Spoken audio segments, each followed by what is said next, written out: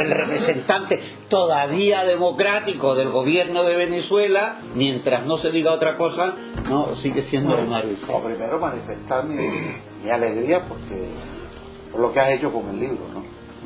Yo que escudriñé todo el libro anterior, siempre he tenido como referente ese libro, y antes el de Joan, él lo sabe, Soberanos Intervenidos, y recomiendo igualmente que todo el mundo lo lea. Quería hacer una breve referencia a elementos que se han tocado. En el caso de Chile, la actitud confesa de Henry Kissinger, ¿no?, de tratar de que Allende no ganara las elecciones. En el caso actual de Venezuela, condenar a priori las elecciones de mayo, donde resulta reelecto el presidente Maduro, es equivalente a ese intento, evitar que Allende ganara, evitar que Maduro fuera reelecto. Y a priori se condenó, se descalificó una elección. El señor Rodríguez Zapatero ha dicho que no hubo observación porque no quiso observarse. Y a mí me toca como embajador, no me lo contaron, yo soy testigo de lo que voy a decir, ¿no? Por mis manos pasan las cartas del Consejo Nacional Electoral convocando observación, dirigida a la señora Ana Pastor, dirigida a los portavoces de todos los partidos con representación en el Congreso de los Diputados, dirigida a las direcciones nacionales de los partidos que normalmente funcionan en España. Ninguno quiso asistir. Algunos condicionaron su asistencia a que otros fueran. Es decir, el chantaje mediático de no me retrato contigo, ¿no?, en este momento. Quizás en otra ocasión sí. Y eso ocasionó que no hubiese observación para luego conducir a la proclamación o al reconocimiento de un autoproclamado. Ejemplos sobran. Si un chaleco amarillo se proclama en los Elíseos, o alguien el 15M se hubiera proclamado en la Puerta del Sol como presidente de este país, ¿qué hubiera pasado?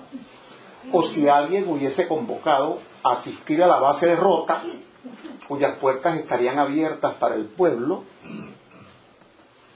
incluso convocándolo desde la calle del frente, diciendo en los medios que estaban dentro de una base militar.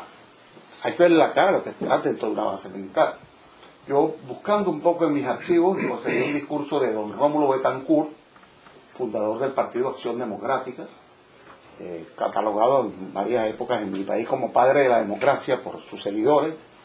Yo tengo respeto por muchas cosas de Betancourt, por otras no, entre otras cosas por en su libro Venezuela, Economía y Petróleo, Petróleo, sí.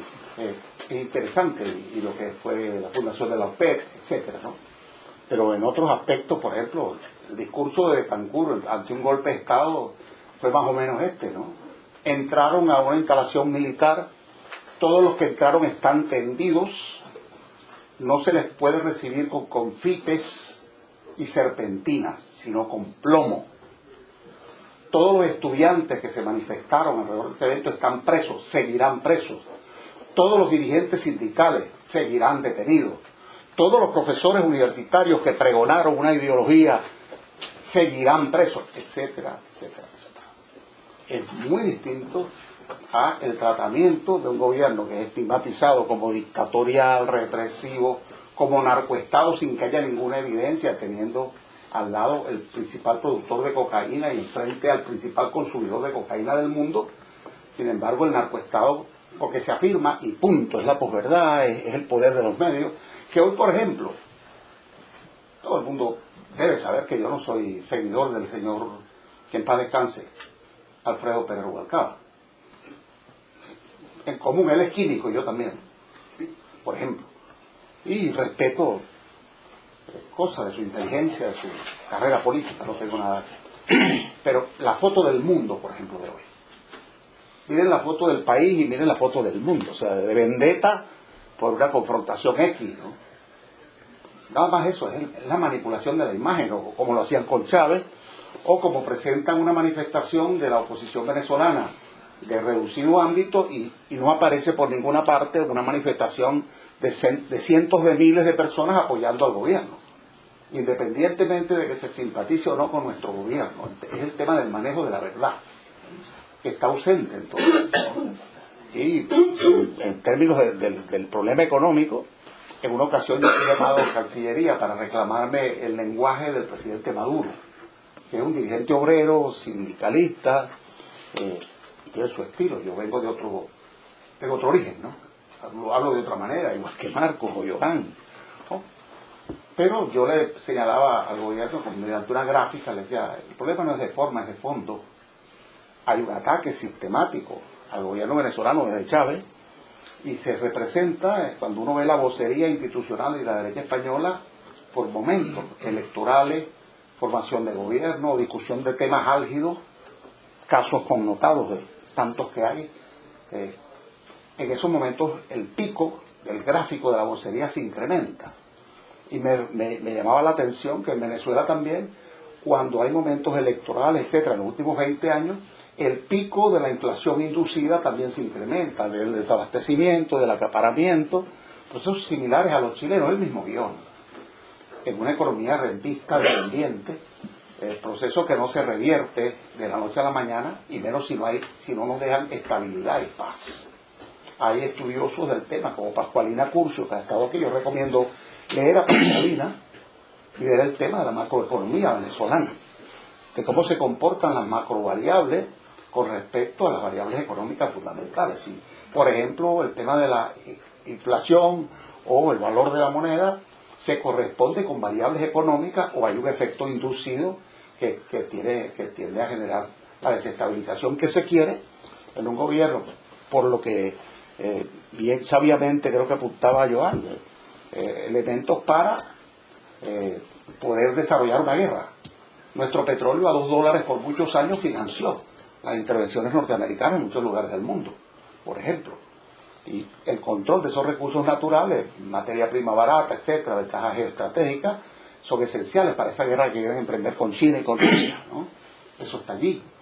Y hay otros elementos en el caso de proponer modelos de integración y trabajar por un mundo pluripolar.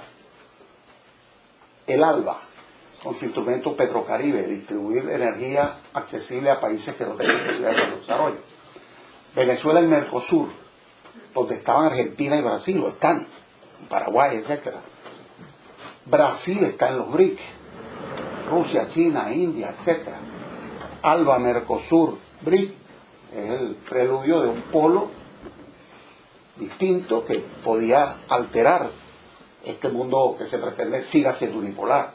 Un polo que puede interactuar en igualdad de condiciones con Estados Unidos, con la Unión Europea, en términos de cooperación, de integración, etcétera, de solidaridad. Esa es realmente la amenaza que representa un país como el de venezolano, sin eximir de errores que puede haber cometido la clase dirigente nuestra, nuestro gobierno, por inexperiencia, incluso algunos actores por mala fe o por mala intención, o incluso por corrupción. Pero el neto no es ese, porque a veces el monstruo es el monstruo, pero es tuyo. El terrorista es terrorista, pero es tuyo, ¿no?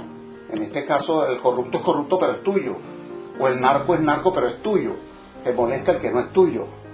Lo que le molesta realmente es el intento de gobierno de redistribución de riqueza y de tratar de construir una geopolítica diferente que atenta contra ese monopolio del poder. Muchas gracias.